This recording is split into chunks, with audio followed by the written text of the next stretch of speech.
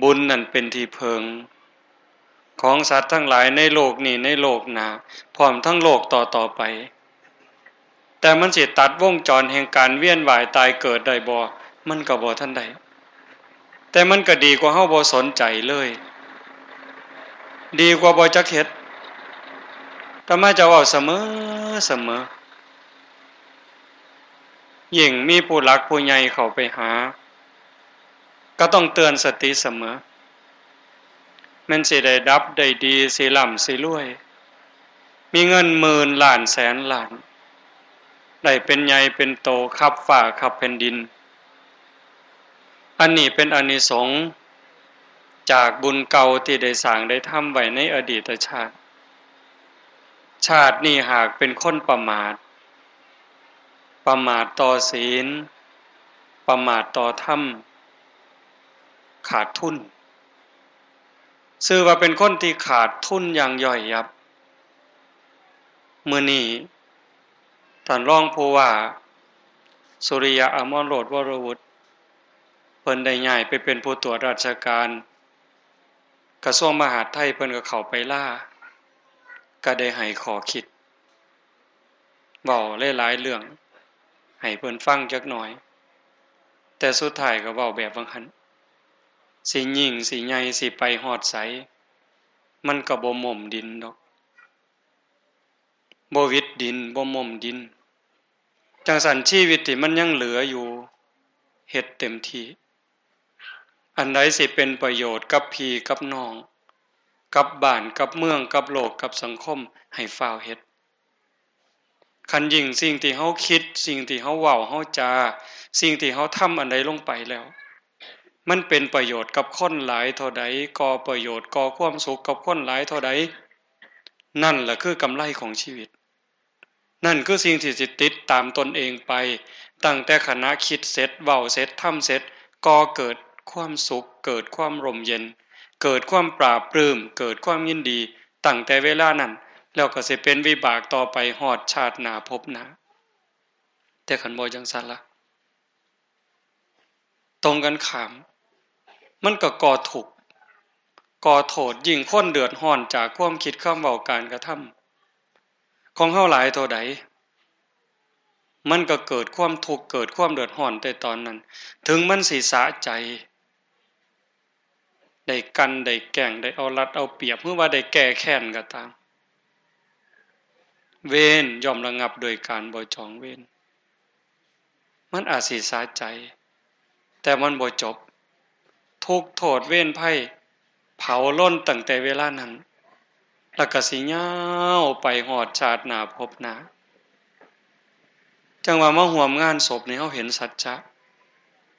บางเทื่อมันตกใจอยู่เด้โยม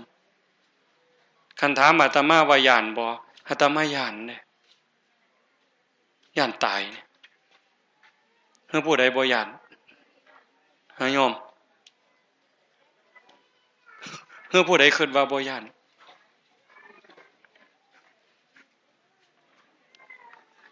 ทุกคนจะต้องเป็นคันตายแล้วมันแล้วตายแล้วมันจบ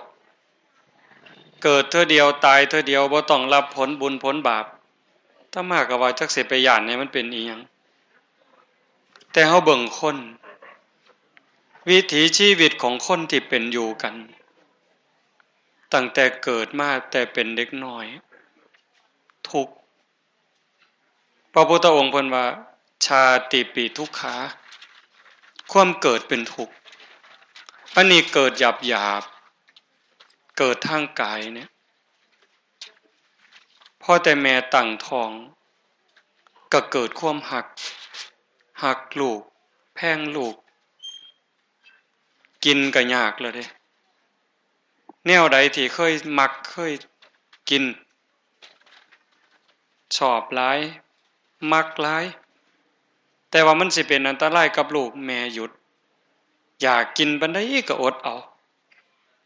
ถูกแล้วเด้เนี่ยแนวใดที่ผู้เฒ่าผู้แก่เพิ่นว่ามันเป็นประโยชน์กับลูกในท้องลูกสิแข็งแรงลูกสิสมบูรณ์ลูกสิคลอดง่ายแม่นบ่มักปานใดก็ฝืนใจกินนี่ทุกข์จากหัก ทุกข์จากเกิด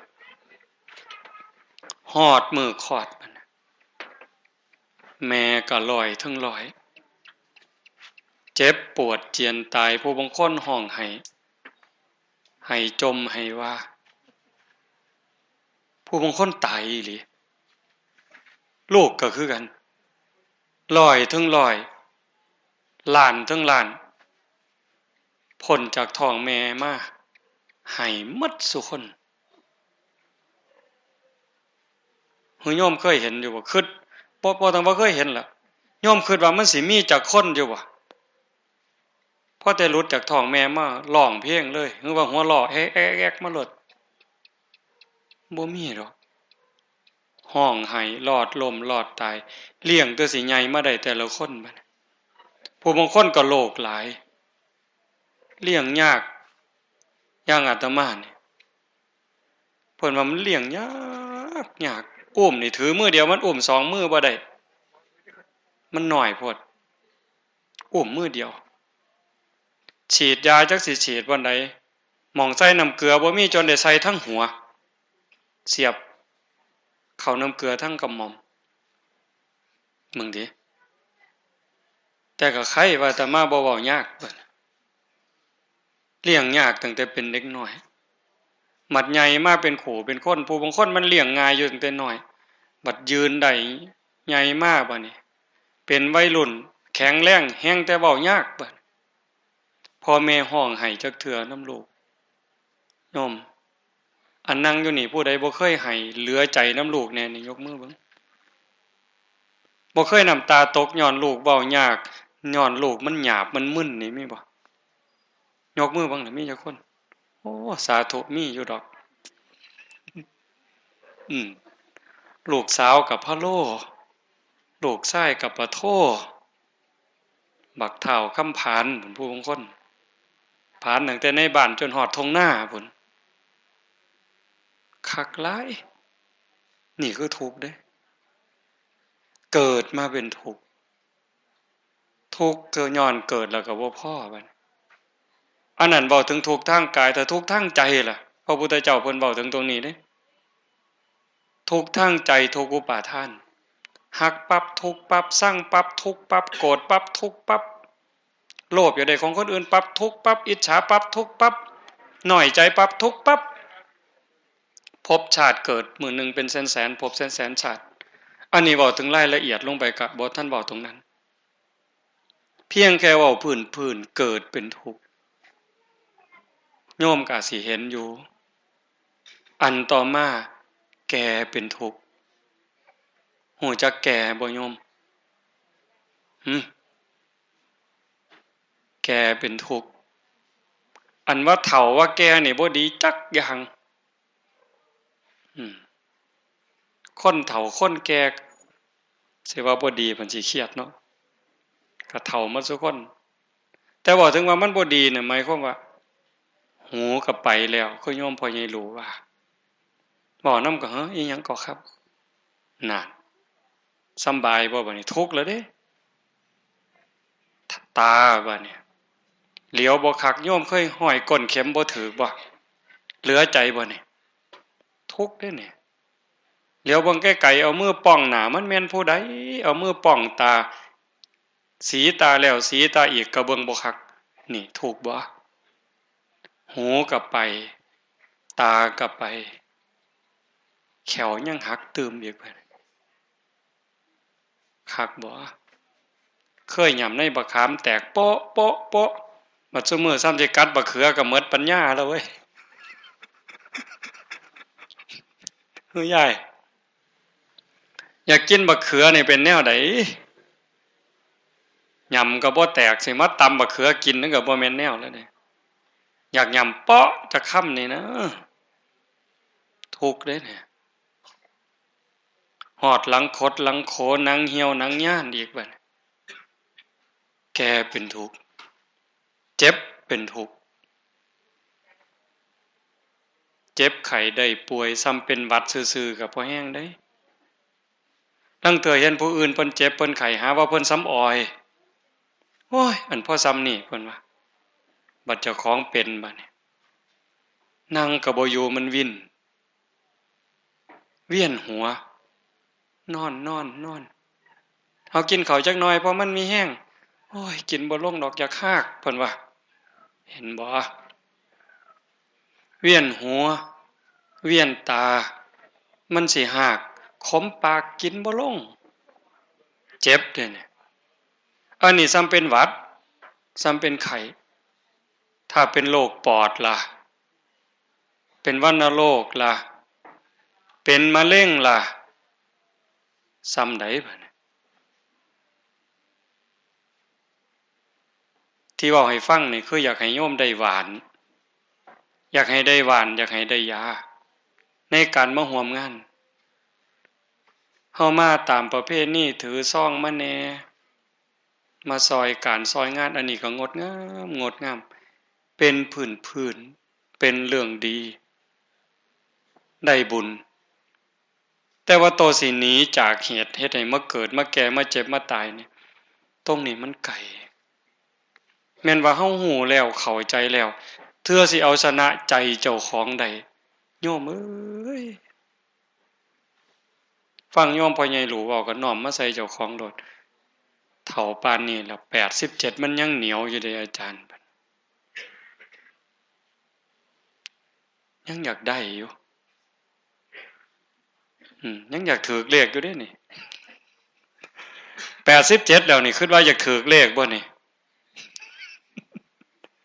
ฮือโยมคิดว่าพ่อใหญ่หลูเซาอยากถูกเลขแล้วบ่เจ้าว่าบ่มีทางอืมมันยังเหนียวเป็นย่อยอยู่ธรรมดาเพิ่นว่าเด้อันโตธรรมดาแนวนี้มันคนละอย่างกับความหมายของพระพุทธเจ้าจังซั่นจังว่าเฮาได้พิจารณาหลายๆโยมเกิดนี่บ่มีผู้ใดย้านอยากเกิดสุคนสมมุติว่าคันตายลงเดี๋ยวนี้ก็สาธุแม่ให้ผู้ข้าได้เกิดโลดเด้หวังอยากเกิดแต่ละพันลืมว่าเกิดแล้วมันพันเอาแก่มานำมันเป็นหยังอันบ่อยากได้จากคนนั่งอยู่นี่บ่อยากเฒ่าจักคนเป็นหยังมันจังเฒ่าเจ้าว่าบ่มีเจ็บอยากไข้แต่มันหักเป็นบ่อยากพัดพรากจากสิ่งหักสิ่งแพงลูกเต้าเราหลานพ่อแม่พี่น้อง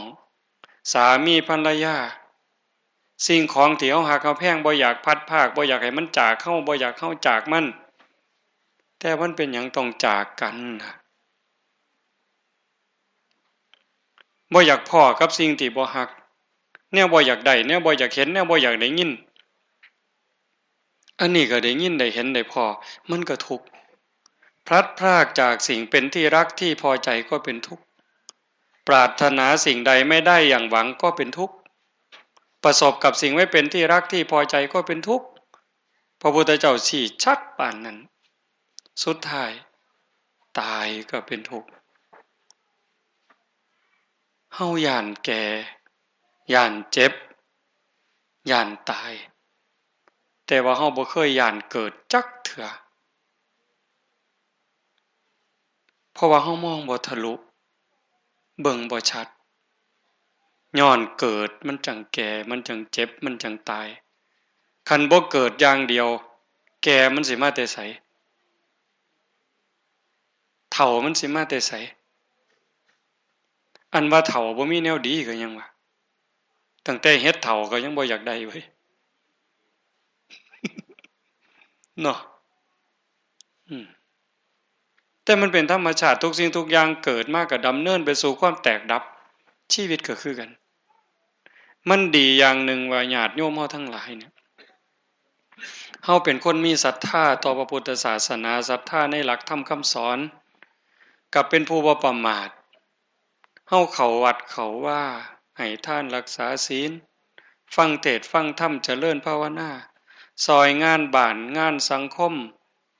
อันใดพอหยิบพอจับพอเฮ็ดพอแต่งซอยกันเฮาเฮ็ดเสียสละเพื่อสังคมเพื่อส่วนร่วมเฮ็ดอันนั้นเป็นอุปนิสัยเป็นห่อข้าวห่อน้ำสำหรับการเดินทางในวัฏสงสารแต่พระพุทธเจ้าเพิ่นก็บ่ได้สรรเสริญให้เฮาอยู่พอส่ำนั้น ให้เฮาเห็นสัจจะเห็นความจริงหลายขึ้นเพื่อจะได้ปลดเปลื้องตนเองออกจากสิ่งร้อยรัดที่สิเฮ็ดให้เฮามาเกิดมาแก่มาเจ็บมาตายตรงงานศพนี่ล่ะที่อาตมาอยากชี้ตรงงานศพเนี่ยนี่มันเป็นสัจจะนี่มันเป็นความจริงคนจนก็ทอกันคนรวยก็ทอกัน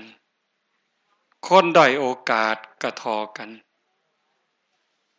ผู้มีอำนาจวาสนาอภิสิทธิ์อิทธิพลยิ่งใหญ่ปานใดก็ทอกันเม่นเนี่ยบางเถื่อคนพิการขอท่านกับเผาบนเดียวกันนั่นละกับเศรษฐีในหมู่บ้านในชุมชนไปจบกันอยู่บนหันพ่อกันอยู่บนหันเสมอภาคกันอยู่บนหันจังสันในขณะที่เป็นอยู่ในโลกเฮ็ดจังไดเฮาจะมองกันคือพระพุทธเจ้าเพิ่นตรัสเพิ่นบอกทุกคนเป็นเพื่อนร่วมทุกเกิดแก่เจ็บตายเขาก็เกิดมาแก่คือกันกับเฮาเจ็บป่วยคือกันกับเฮาสุดท้ายก็สิตายคือกันกับเฮาในขณะที่เป็นอยู่กันนี้เฮ็ดจังได๋สิอยู่นำกันแบบมีความรักมีความเมตตามีความเอื้อเฟื้อเกื้อกูลซึ่งกันและกันแล้วก็มองเห็นภัยของชีวิตสิ่งที่เฮาบ่เข้าใจถึงสัจจะความจริงนี่ล่ะที่เฮ็ดให้เฮาต้องเวียนว่ายตายเกิดบ่จบบ่สิ้นชาตินี้ชีวิตนี้ถือว่าดีที่สุดแล้วโยมเฮาเกิดมาได้เป็นคนเด้เกิดมาเป็นมนุษย์เป็นหยังจังว่ามันโชคดี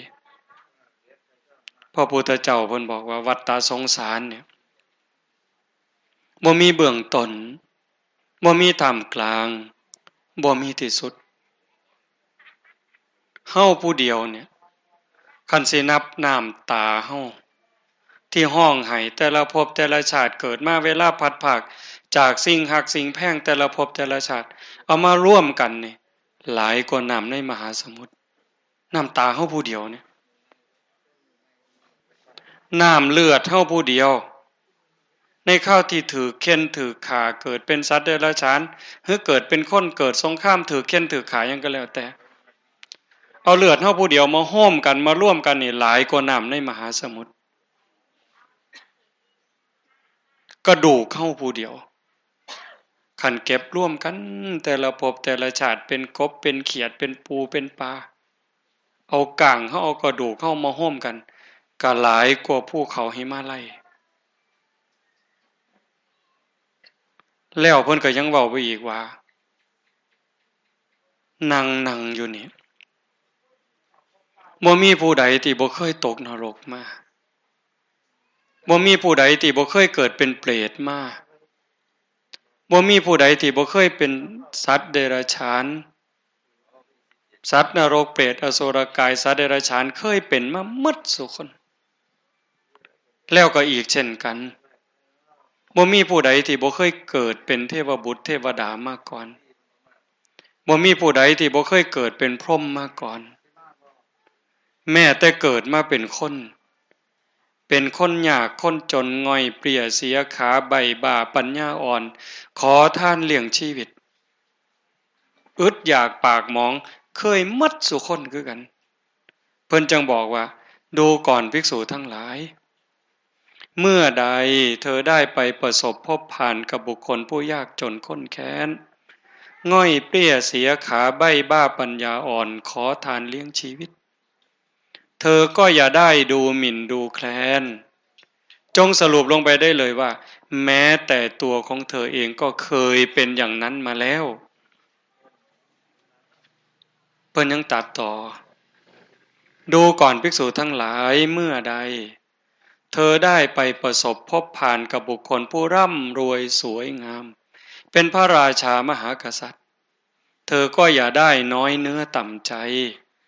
เธอจงสรุปลงไปได้เลยว่าแม้แต่ตัวของเธอเองก็เคยเป็นอย่างนั้นมาแล้วเฮาเคยตกนรก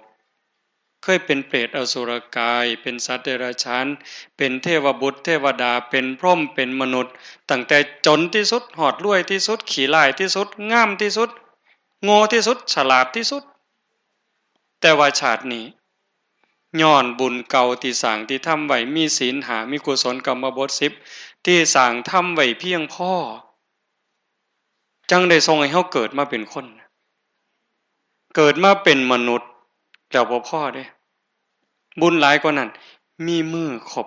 10นิ้วคัน11นิ้วขึ้นมานี่โยมอยากอายคนเด้เสียงเด้สิไหว้พระก็จักสิเสียงไว้ไสอันนิ้วมันเกินเนี่ยคันผู้บางคนมันบ่พอแล้วบัด9นิ้วมีบ่แถวบ้านเปาะเนี่ยนิ้วมือบ่ครบ9บ่ครบ10ผู้บางคนครบอยู่แต่มันงอผู้บางคนมันขาดมันกุ้นเห็นบ่บุญเท่าหลายนี่มันครบผู้บางคนหูกินตั้งแต่เกิดอาตมาเกิดเป็นเด็กน้อยมีพ่อใหญ่หนึ่งหูเราบ่มีแต่หูแต่บ่มีใบหูเป็นจังได๋รู้สึกอายคนบ่เป็นปมด้อยบ่อาตมาถามผู้เฒ่าเพิ่นคือสิแม่นตัวดอกคือสิบ่แม่นอีหลีเพิ่นว่าถามว่าหูเพิ่นไปไสปวกกินเพิ่นว่าซุ่มตัวนั่นก็ตัวคือโพดผู้ใดสิไปนอน นอนในปวกกินหูจนหมดเห็นบ่เฮาบุญหลายแล้วได้เกิดมาเป็นคนแล้วมีอวัยวะครบถ้วนมันสิขี้ร้ายก็ตามเถาะมันสิเตี้ยๆดำๆหัวย่องๆต้องให้ปากเว้ออีกต่างหากถ้ามาก็ว่ามันโชคดีเด้การเว้าถึงความโชคดีต่อให้ตาบอดไปเกิดมาเป็นมนุษย์แล้วได้พบพระพุทธศาสนาได้เกิดในพื้นแผ่นดินไทยใต้ร่มพระบรมโพธิสมภารของพระบาทสมเด็จพระเจ้าอยู่หัวนี่ต่อให้ตาบอดต่อให้หูหนวกต่อให้ขาขาดแขนขาดแต่ว่าหากจิตใจยังเสื่อบาปมีบุญมีชาติหน้าชาติก่อนนรกสวรรค์มีเฮ็ดดีย่อมดีจริงเฮ็ดชั่วย่อมชั่วจริงคนผู้นั้นชื่อว่าบ่แม่นคนอาภัพไม่ใช่คนอาภัพตาบอดหูหนวกนี่แขนขาดขาขาดนี่ขอท่านเลี้ยงชีวิตนี่ไม่ใช่คนอาภัพหากจิตใจยังเสื่อบาปเสื่อบุญยังอยากเฮ็ดดีอยากเฮ็ดประโยชน์กับโลกกับสังคมมีจิตใจเมตตาต่อผู้อื่นคนผู้นั้นบ่แม่นคนอาภัพตรงกันข้ามรวยหมื่นล้านแสนล้านจบการศึกษาเมืองนอกปริญญาตรีโทเอกด็อกเตอร์ก็แล้วแต่ยิ่งใหญ่ครับฝ่าครับแผ่นดินแต่ว่าจิตใจขาดศีลขาดธรรมขาดความเมตตาบ่มีความกตัญญูต่อพ่อแม่บ่ฮักถิ่นฐานบ้านเกิดนั่นคือคนอาภัพโดยแท้คนที่น่าสงสารคนที่น่าสลดสังเวชที่สุดที่เขาดีเขาเด่นเขาหล่ำเขารวยนั่นเป็นผลบุญจากอดีตแต่ชาตินี้เขากลายเป็นคนอาภัพเสียแล้วทิ้งประโยชน์อันใหญ่หลวงซะแล้วจังสันมาห่วมงานศพเนี่ยแต่มาจังบ่เว้าเรื่องศพเพราะว่ายังสิมีมืออื่นอาจารย์จะลั่นมือหลวงตาสมบูรณ์มือเผาหลวงพ่อเจ้าคณะจังหวัดเพิ่นต้องเว้าอยู่แล้วแต่อยากชี้ตรงนี้จากพ่อใหญ่หลู่เว้าสู่ฟังว่า87แล้วมันยังเป็นยางเหนียวหน่วยอยู่ก็เลยได้แนวคิดน้อมมาใส่เจ้าของนี่บ่ได้เชื่อเพิ่นอย่างเดียวนี่น้อมมาใส่เจ้าของนี่บวชมาปีนี้28ปีกำลังค่านี่28พรรษามันลดบ่กิเลสเจ้าอย่าคุยเด้ว่าเจ้าไปรักษาศีล8นี่ไปจังหันซุมื้อนี่เจ้าอย่าคุยเข้าวัดเข้าว่ามาปานนี้อย่าคุยคันบ่ฝึกบ่ฝนบ่ฮู้จุดสิเอาเนี่ย ตั้งใจไปแต่บ้านว่าไปทำบุญผุนตัวหนึ่งเข่าใส่กองใส่ถ้วยแก้วเอาใส่ตะกร้ามันลงไปหอดวัดเนี่ยถ้าจอบแต่สิตักเอาหลายกว่าเก่าเนี่ยขาดทุนได้เจ้าครับย่ามวัดมีบุญมีงานต้มไข่ไปหน่วยเดียวเพราะบ่อายหมู่นี่เฮ้ยอ่อนซ่อนเด้เอาไข่ไปหน่วยเดียวแต่พ่อพระยาถาสัพพี่แล้วตะขวมพระถาดใส่ตะกร้าปิดปุ๊บผุนเพิ่นว่าเพิ่นไปเอาบุญได้หั่นน่ะกูเขาวัดตั้งแต่มึงบ่ทันเกิดพุ่นย่ามเพิ่นคุยกันเป็นจังไดไปดูเขาว่อแหวนมาอยู่เฮือนพุ่นอยู่ในจานนั่นจานมีชื่อว่าว่อแหวนถ้วยก็ว่อแหวนพระถาดก็ว่อแหวนฮอดซ่อนพูนบัดชาวบ้านเพิ่นมาพออ้าวแม่ใหญ่ถ้วยเจ้าคือมีชื่อว่อแหวนคือเขียนว่อแหวนไว้เจ้าชื่อแม่ใหญ่สีบ่แม่นบ่ก็แม่นอยู่กูชื่อสีกูเขียนว่อแหวนไว้ซื่อๆว่อสีนี่เห็นบ่บัดกิเลสมันสิเล่นงานคนนะดีบ่ดีนี่ที่ติดวัดนี่มึงเอ้ยคันบ่ทันเฮ็ดกำแพงนี่ก็ปลูกกอไผ่รถแล้วเว้ยแกวัดนั่นละนำซับมันไปเรื่อยๆนี่ซับหน่อไม้แต่ฟังเจ้าของนี่ตัดก็ตัดแต่ฟังเจ้าของนี่ก็ไปฮอดใส่ที่ดินภูเขาฮอดนั่นระบุเข้าไปเครื่องวัดพุ่นคักบ่เจ้านี่คือบ่ฮู้เหลี่ยมกิเลสนี่จังว่าบวชมาโดนกว่าอาตมาก็จังว่าขออภัยครูบาอาจารย์ผู้บวชโดนกว่าอาตมามันอาจสิหมดกันแล้วอาจสิเบาบางไปก็ได้ลางเทื่อมันอยากจะหายคนอยู่นี่ลางเทื่อก็เป็นตาสร้างคนลางเทื่อก็เป็นตาจะหายลางเทื่อก็เป็นตาสร้างทั้งที่เฮาพยายามระมัดระวังเพี้ยนเฝ้าเพี้ยนเบิ่งมันอยู่จังสั่นพ่อใหญ่หลู่บ่ต้องเสียใจเด้อมันย่อยๆอยู่นี่ก็เผามันต่อฝึกฝนแต่มันดีอยู่ตัวสิขุดลากถอนโค่นเฮาอาจจะเฮ็ดบ่ทันได้แต่เฮาฝึกอยู่บ่อยๆเพียรอยู่บ่อยๆพระพุทธเจ้าเพิ่นเปรียบคือกันกับเฮาขุดบักจกนะด้ามบักจกด้ามเสียมด้ามมีดด้ามเกี่ยวใส่อยู่เสมอจับอยู่เสมอมือเฮามันก็บ่แม่นกระดาษทรายเด้แต่ว่าโดนไปใส่โดนไปด้ามบักจกเป็นหยังมันจังเหลื่อมแท้มันยังกิ้วได้ด้ามเสียมแบบยังกิ้วได้ด้ามมีดด้ามขวานมันเป็นยังกิ้วย้อนการขุดการฟันใส่อยู่รูดูการเผากิเลสก็คือกันการให้ทานเป้าหมายสูงสุดอยู่ที่เอาชนะความขี้ทีคนขี้ทีมันท่านบ่ได้ท่านไปนำเสียดายไปนำตั้งเทื่อก็ท่านหน่อยหวังอยากได้หลายก็มีคือไม่ออกนี่ล่ะมาซอยงานศพจังซี่บางบ้านบางบอนไปซอยงานแต่งก็เขียนไว้เหมือนเด้เขามาซอยนี่นั่งก่อมาซอย100นายขอมาซอย200น้อยฮ้อนกฮูกมาซอย20 บาทโอ้กูไปซอยมัน500มันมาซอย20 บาทกัดแขวโพดๆพุ่นนี่เอาไปเอามาเงินหมดไปซอยภาษีสังคมหลายเงินหมดบัดจักสิเฮ็ดจังใดคันสิแต่งงานลูกสาวเขาก็แต่งแล้วแต่3 ปีก่อนพุ่นลูกเขยก็แต่งก่อนแต่5 ปีแม่ก็แจกข้าววังปีกายนี่กูสิเฮ็ดหยังน้อพอได้เงินคืน มาเปิดเบิ่งบัญชีไปซอยผู้นั้นไว้ผู้นี้ไว้บ่มีแนวเฮ็ดตักบาทเฮือนละเว้ยว่ะ เป็นบ่ทั้งบึงบุญ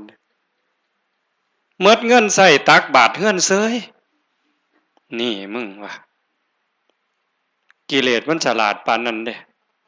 พาเอาเฮ็ดหมดซุแนวเด้จังสั่นการให้ทานเป้าหมายสูงสุดจังเป็นการเอาชนะความขี้ทีรักษาศีลเป็นอุบายออกจากการเบียดเบียนตนเองและผู้อื่นเจริญภาวนาเป็นอุบายเอาชนะความโง่บ่แม่นนั่งสมาธิหาเลขได้โง่กว่าเก่าเด้อนะ การเจริญภาวนาเป็นอุบายเพื่อให้เกิดปัญญาเอาชนะความหลงฟังเทศฟังธรรมก็เพื่อบรรเทาความโง่บำบัดความโง่ให้เกิดความฉลาดมองเห็นความเป็นจริงของชีวิตก็อย่างมาร่วมงานศพของจริงอยู่จังสิแต่ก่อนโยมไม่ออกท้องรอยเพิ่นก็คือเฮาเป็นเด็กหน่อยเฮียนหนังสือเฮ็ดเวียกเฮ็ดงานแต่งการแต่งงานมีขอบมีครัวสร้างฐานะแต่ก็ดีว่าเรามีศรัทธาให้ลูกชายบวชตัวเราเองก็เข้าวัดเข้าว่าประพฤติปฏิบัติแต่สุดท้ายความจริงก็คือความจริงต้องแตกต้องดับไปตามกลไกของธรรมชาติมื้อนี้โยมไม่ออกเพิ่นหมดโอกาสหากว่าดวงจิตวิญญาณทบทวนเห็นว่าความเว้าอันใดความคิดอันใดการกระทำอันใดที่มันบ่ทันดีพ่อมันยังเป็นทุกข์เป็นโทษอยากสิแก้ไขโยมไม่ออกหมดโอกาสหมดโอกาสสิแก้ไขหมดโอกาสสิแก้ตัวในสิ่งที่ผิดพลาดบ่ดีบ่งามความคิดความเว้าการกระทำอันใดที่มันถูกต้องมันเป็นประโยชน์กับตนเองและผู้อื่นเป็นบุญเป็นกุศลแต่แท้ยิ่งเสียชีวิตเฮาเอิ้นว่าเสียชีวิตเอิ้นว่าตายนี่ไปสู่ปรโลกเบื้องหน้าแล้วเห็นแล้วว่าชาติหน้าชาติก่อนมีจริงอันใดเป็นคุณเป็นประโยชน์อยากเพิ่มเติมในสิ่งที่ถูกต้องดีงามโยมไม่ออกหมดโอกาสเป็นจังไดบัดนี้หมดโอกาสสิเฮ็ดดีตื่มก็บ่ได้ข้อยอย่างเดียวคืออนุโมทนาสาธุน้ำลูกน้ำหลานน้ำแม่ป้าพ่อลุงพ่อใหญ่แม่ใหญ่ญาติธรรมที่มาบำเพ็ญกุศลนำเล่ามาให้ทานแน่ไหว้พระรับศีลแน่ฟังเทศน์ฟังธรรมแน่เห็นเอาเฮ็ดถูกต้องดีงามอนุโมทนาสาธุเราก็ได้บุญส่วนนั้นจังซั่นเฮานั่งฟังเทศน์โดยอาการสงบนี่ล่ะคือตอนบุญแม่ออกนี่คือโตบุญแน่ๆมองเกิดบุญมันเป็นภาคของการเจริญภาวนาบ่ให้เกิดปัญญาคันจะเว้าก็จะเว้าไปหลายมันโดนเติบแล้วมันสมควรเศร้าแล้วแต่ว่าอยากย้ำกับพี่กับน้องกับญาติกับโยมอันใดมันดีมันงามให้ฝ่าวเฮ็ดเฮาสิคิดว่าเฮายังหนุ่มยังสาวบ่ทันเฒ่าทันแก่คือสิบ่เป็นหยังง่ายดอกอย่าเว้าลางเทื่อมันบ่ต้องตายมันก็หมดโอกาสซ้ำเจ็บไข้ได้ป่วยนี่เจ้าก็เฮ็ดหยังบ่ได้แล้วอาตมานี่ผู้หนึ่งไปเทศน์งานศพก็บอกแต่คนอื่นบอกคนอื่นพุ่นฟังว่านี่ควรตายเป็นจังซี่เด้อแต่เจ้าของก็ลืมคิดเลยลางเทื่อมาร่วมงานศพก็ให้เห็นคนตายเพิ่นเว้าเด้นี่เห็นคนตายก็ให้น้อมเข้ามาใส่ตนเมื่อก่อนเขาก็เหมือนเราวันต่อไปเราก็จะเหมือนเขาพูนเพิ่นเว้าค่ะแต่คิดว่าเจ้าของยังแข็งแรงบัดต้นปีนั่นหมอเขาว่าสิตายเลือดเนืดความจำเสื่อมล่มหน่อยออกซิเจนในเลือดหน่อยสิตายหั่นล่ะโอ้ยกูก็บ่ลืนหมู่ตัวนี่คือเขาหมดซุแนวเจ็บได้ตายได้พิการได้อัมพฤกษ์อัมพาตนั่งกินนอนกินนั่งบ่ได้สำนอนกินนอนขี่พร้อมเป็นโอกาสที่สิเป็นได้คือกันหมดจังสั่นเฮาให้ฝ่าวเฮ็ดอันใดมันสิถูกต้องดีงามเป็นประโยชน์ให้ฝ่าวเฮ็ดโดยเฉพาะลูกสุดท้ายได้บัดน่ะโดยเฉพาะลูกพ่อแม่ฮักเฮาส่ำใดล่ะก็สิส่ำโยมฮักลูกนี่ล่ะนั่งอยู่นี่เป็นพ่อเป็นแม่เกือบ 100% ล่ะบ่ต้องเว้าหยังหลายโยมฮักลูกส่ำใดห่วงลูกส่ำใดพ่อแม่ก็ส่ำเฮาหั่นล่ะเฮาอยากให้ลูกดีลูกเป็นคนประเสริฐเป็นคนมีกลับบ้านกลับเมืองกลับสังคมจังใดบ่เป็นภาระของสังคมจังใดคือกัน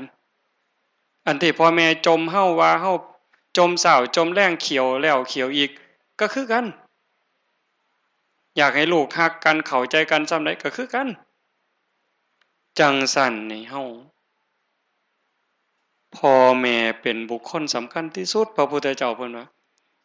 มารดาบิดาเป็นครูคนแรกมารดาบิดาเป็นเทวดาของลูก มารดาบิดาเป็นพรหมของลูกมารดาบิดาเป็นพระอรหันต์ของลูกคักบ่วะเนี่ยสุดยอดบุญอยู่น้ำพ่อน้ำแม่คันเฮ็ดให้พ่อแม่มีความสุขบุญลูกก็จักอย่าไปไว้ใส่มันหลายโพดแต่คันถ้าให้น้ำตาพ่อแม่ตกย้อนความอุกอังสังขยาเหลืออกเหลือใจบาปก็จักอย่าไปไว้ใส่คือกันว่าฮอดบ่นี่โยมก็ทบทวนเจ้าของเบิ่งแม่นตั้งแต่จำความได้จนฮอดมื้อนี้เฮาท่านเฮ็ดดีให้พ่อแม่เพิ่นดีใจภูมิใจส่ำใดคุ้มค่าเพิ่นเช็ดขี้เฮาแล้วบ่แม่เช็ดขี้เฮาจักเทื่อกว่าเฮาสิเช็ดเองได้โยมท่านเฮ็ดดีสมกับเพิ่นเช็ดขี้เฮาแล้วบ่สมกับเพิ่นป้อนข้าวเฮาแล้วยังจักหมื่นค่ำกว่าเฮาสิกินเองได้สมกับเพิ่นอาบน้ำให้แล้วบ่มันจักพันเทื่อเพิ่นเปลี่ยนเสื้อผ้าให้จักเทื่อป้อนยาเฮาจักเทื่อกวยอูแล้วก็กล่อมเฮาจักเทื่อสูบขี้มูกออกจากดังเฮาจักเทื่อเฮาจำได้บ่จังซั่นนั่นแนวใดมันดีให้ฟ้าวเฮ็ดสิเว้าดีก็พอกับแม่ก็เว้าตอนเพิ่นได้ยินเว้าดีๆงามๆให้เพิ่นได้ยินตอนเพิ่นได้ยินนำเฮาอย่าสะเว้านำพ่อแม่ดีๆตอนจุดธูปซะก่อนจังเว้าโอ้อันนี้เป็นตะลุโตนหลายเด้หลายคนเด้ได้เว้าดีนำพ่อนำแม่ตอนได้จุดธูปแม่เอ้ยฟังสวดอภิธรรมเด้อเพิ่นว่าโอ้ปานนี้จังคิดได้แนวใดมันแซ่บแนวใดมันนัวให้เพิ่นได้กินเท่าที่เฮาหาได้หั่นล่ะให้เพิ่นได้กินแนวเพิ่นมักตั้งแต่เฮามักเพิ่นบ่อยากให้กินเฮาแอวเพิ่นก็ยังให้กินเนาะอยากกินตำบักหุ่งนี่ผู้ใดเคยแอวเนี่ยมันเผ็ดแอวหลายเพิ่นเลยเอามาดูดจนมันจืดเอาน้ำลายกับขี้ข้าวหมากตื่มไปให้ป้อนปากลูกก็กินเซ้ยบัดเพิ่นอยากกินแนวมันแซ่บเมื่อเพิ่นบ่จมหาเพิ่นบ่เว้าหาฮู้ว่าเพิ่นมักเฮาก็หาให้ได้บ่ผู้บางคนนี่มาได้หาตอนไปได้จุดธูปไปเด้ใส่ผ้ามาตั้งข้างโรงแล้วก็จุดธูปอีพ่อเอ้ยอีแม่เอ้ยมากินข้าวเด้อเพิ่นว่าโง่โพดดอกกะอาตมาว่าโง่แฮงจังซั้นมื้อนี้โยมมีโอกาสผู้พ่อแม่ยังเด้ฮักกันแพงกันซอยเหลือเกื้อกูลให้พ่อแม่เพิ่นเห็นลูกเว้านำกันดีๆนี่พ่อแม่ดีใจจนน้ำตาตกพุ่นเด้คันลูกเถียงกันทะเลาะกันบ่ว่าแต่หาแต่ใหญ่เป็นครอบเป็นครัวดอกซ้ำเด็กน้อยๆนี่ประถมนี่ตีกันทะเลาะกันส่ำนั้นพ่อแม่ก็อุกล่ะทุกข์แหละผู้บางคนน้ำตาตกพุ่นเด้ลูกนี่เป็นสวรรค์ของพ่อของแม่ลูกก็เป็นนรกของพ่อของแม่คือกันสวรรค์ของพ่อของแม่นรกของพ่อของแม่อยู่ที่ลูกเฮาเนี่ยใส่พ่อแม่ไปไสอยากให้เพิ่นมีความสุขคุ้มกับเพิ่นเลี้ยงเพิ่นทนุถนอมเฮ็ดซะมื้อนี้โยมไม่ออกท่องลอยจากไปเฮาสมมุติว่าตายแต่เราสิไปไสนั่นขึ้นอยู่กับบุญกับกุศลคุณงามความดีที่สร้างไว้ในคราวมีชีวิตแต่มาก็คิดว่าเราก็บ่ขี้ร้ายดอกลูกชายได้บวชได้เข้าวัดได้ปฏิบัติธรรมในขณะที่ล้มหมอนนอนเสือได้พิจารณาบ่อยๆญาติธรรมแน่แม่ป้าพ่อลุงน้าบ่าวน้าสาวมาเยี่ยมให้กำลังใจบอกให้ปล่อยให้ว่างให้ทำใจดีๆอาจสิอ่านหนังสือธรรมะสู่ฟังเปิดเทปครูบาอาจารย์สู่ฟังลูกชายเองก็มาเยี่ยมมาให้กำลังใจตรงนี้ล่ะสำคัญที่สุดสำคัญเด้โยมเฮาเข้าวัดเข้าว่าเฮ็ดหยังพิจารณาเด้คิดตามเด้ เฮาเข้าวัดเข้าว่าเฮ็ดหยังให้ทานเฮ็ดหยังรักษาศีลเฮ็ดหยังไปวัดดูเฮ็ดหยังเคิกเวียกเคิกงานหมดเงินหมดทองเฮ็ดหยังเพื่อให้จิตใจเฮาซึมซับบรรยากาศแห่งบุญนี่ขี้ร้ายที่สุดเด้ขี้ร้ายที่สุดเด้เพื่อให้จิตใจเฮาซึมซับบรรยากาศแห่งบุญคุ้นเคยอยู่กับบุญสูงขึ้นไปกว่านั้นให้เฮาได้เข้าใจหลักธรรมเข้าใจหลักธรรมคำสอนของพระพุทธเจ้าจริงที่สุดถูกต้องที่สุดในจักรวาลท่ามกลางเด้ให้เข้าใจหลักธรรมคำสอนนำมาสู่การประพฤติปฏิบัติขั้นสูงสุดบัดนี้ของการเข้าวัดเข้าว่าฟังเทศน์ฟังธรรมประพฤติปฏิบัติเนี่ยเพื่อยกระดับดวงจิตดวงใจเจ้าของให้มันสูงขึ้นกว่าอำนาจของอย่างเหนียวคือกิเลสความโลภความโกรธความหลงความอิจฉาริษยาอาฆาตพยาบาทจองเวร